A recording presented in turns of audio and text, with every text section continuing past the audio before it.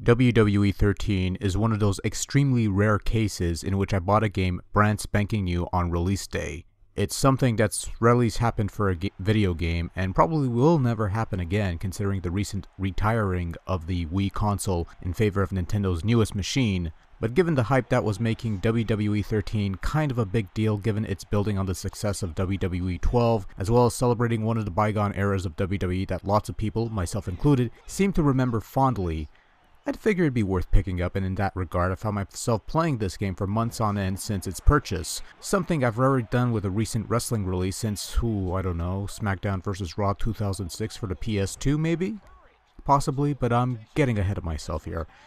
Now it goes without saying that all the hyperbole and hoopla tossed around in regards to WWE 13 is based more on the higher definition iterations on the PlayStation 3 and Xbox 360 platforms, with a passing mention of a Wii release tossed in for good measure, for the few Wii owners who didn't also own one of those other consoles as well. It also goes without saying that WWE 13 is the final wrestling game to grace the Wii console, saying that the console is pretty much dead now that Nintendo's Wii U console is the main focus of the company.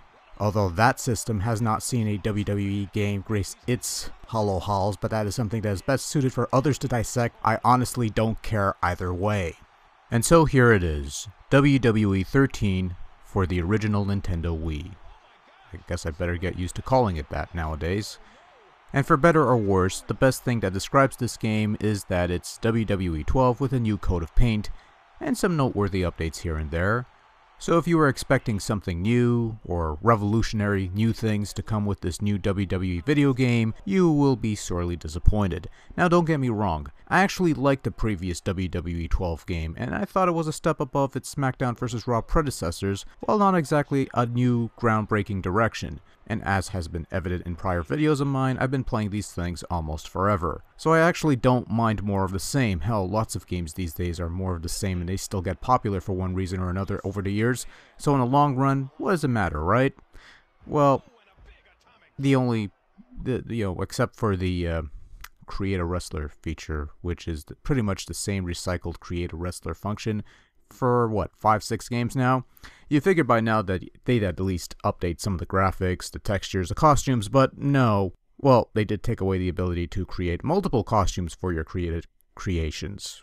Created creations? Yeah, we'll go with that. Despite offering the option of customizing both ring and entrance attires, this option is seemingly broken, as eliminating one layer of attire from one outfit would also eliminate it from the other, which means if you wanted to recreate someone like Ric Flair and want to give him a really stylishly designed robe, he'll be wrestling with that robe on if you want to keep it around. It's a really sloppy move considering WWE 12 did not have this issue. You could create two different, and this was working fine in the previous games prior, so clearly someone fucked up in that regard. And the fact that there's no online component with this Wii version to potentially get a patch that fixes this bit up makes it even more of a sad state. A shame, really.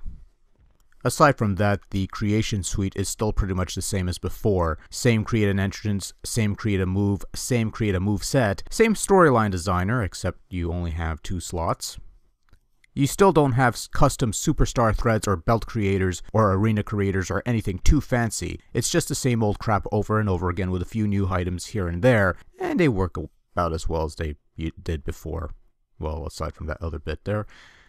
And while we're on the subject of new items, some wrestler entrance themes are not accessible from the Create an Entrance function. There's like 5 different entrance themes for The Rock alone, and you can only choose from 2 of them even with every nook and cranny seemingly unlocked. Same deal with Steve Austin. There's 2 different versions of his main entrance theme, the Hell Frozen Over version that he used from 96 to 98, and the slightly remixed version that he's come out to since.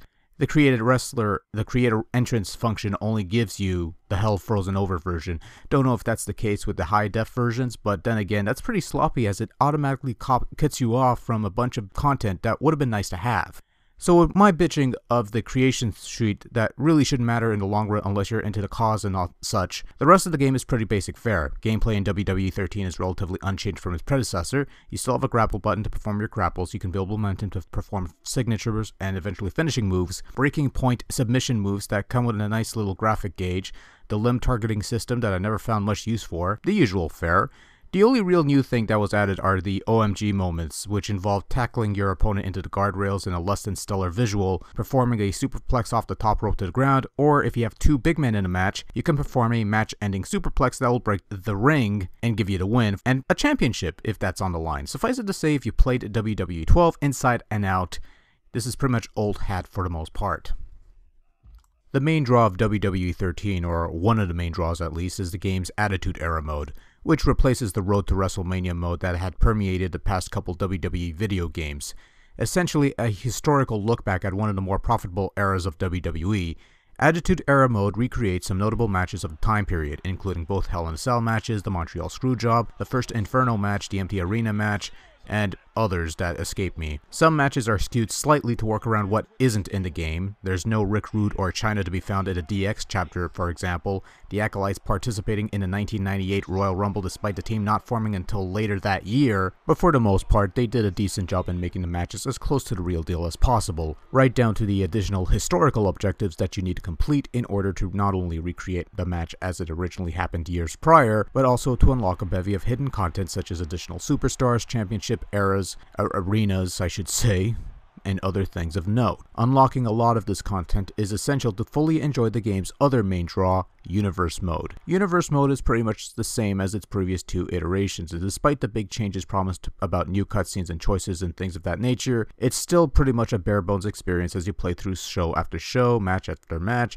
with the occasional development taking place before, during, or after matches. Universe Mode is still lacking in direction, lacking in substance, and is very much something that requires plenty of imagination to get any enjoyment out of.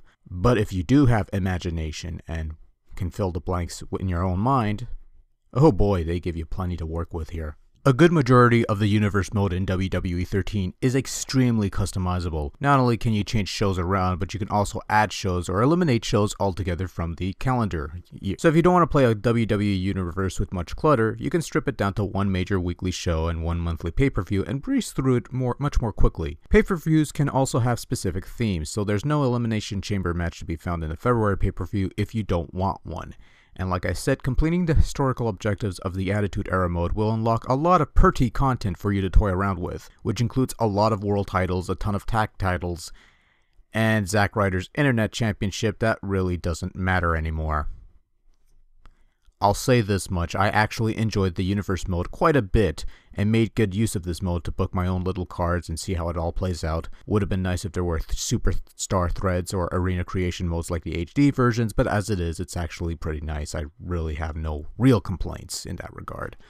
Of course, there are some abnormalities, shall we say, glitches if you will. For example, attempting to steal a finisher will result in the game freezing, and this has happened to me more often than I would care to like. There's some strange AI issues and a couple other things. These are far few in between, but they are of the detrimental variety. A pity no fix will ever be made of this because there's no online, and that makes me sad.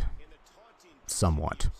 As expected, the visual presentation of WWE 13 is nowhere near as polished as its HD counterparts, and much like WWE 12, the models of the various superstars are a mixed bag, with some character looking somewhat like their real-life counterparts, and others not so much. Some of the Attitude Era stars look rather awkward, such as this plastic-looking Ken Shamrock or this plastic-looking Bret Hart. I also find a lot of the Attitude Era arenas to be dark as hell. I understand that you were trying to go for a different atmosphere to distinguish between the smaller arenas of the time from the more modern, elaborate WWE sets of today, but I definitely recall the lighting in the actual pay-per-views to be a hell of a lot brighter than this. Meanwhile, the modern WWE sets look like they have decent lighting. Entrances are your usual fare, although they're really starting to show their age with the PS2 quality special effects. I also don't care for the secondary Attitude banner that accompanies every Attitude Era Titantron. I honestly don't know why they needed to do that, probably because to distinguish them from the modern, I don't know, it's something I don't really like.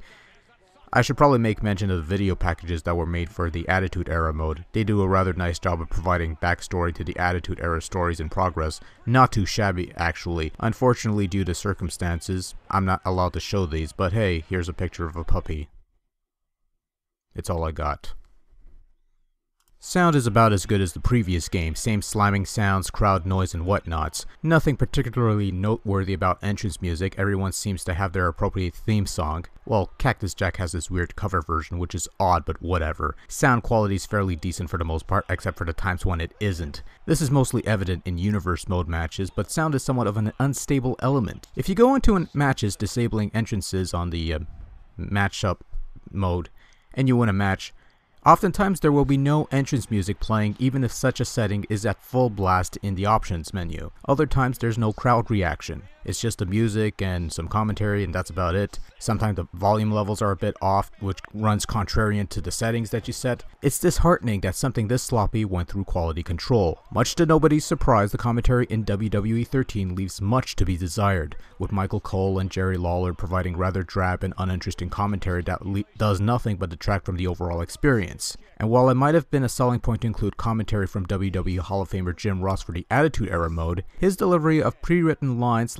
sadly lack any semblance of enthusiasm that would be evident in an actual program. In fact, the only lines of dialogue that seem to evoke any emotion and passion are the ones that were ripped from the actual events themselves, which makes certain matches particularly jarring experiences when decades-old soundbites are intermixed with current drab commentary, and the old soundbites sound better. There is a definite clash of styles and attitudes in this regard. Obviously, in comparison to its higher definition cousins, the Wii version of WWE 13 comes up short, and there's really no reason to get this version if you have the other consoles. As the last wrestling game to grace the Wii console, WWE 13 is perhaps the console's best outing, with solid gameplay, a varied roster of modern stars and classic superstars, plenty of arenas, a robust story mode, and an entirely customizable universe mode to mold any way you wish. Sure, some folks can bemoan the blatant catering of and glorifying of the Attitude Era at the cost of featuring more present-day superstars, and the lack of online content means there won't be any additional content such as extra characters like Val Venus or Damian Sandow or Diamond Dallas Page or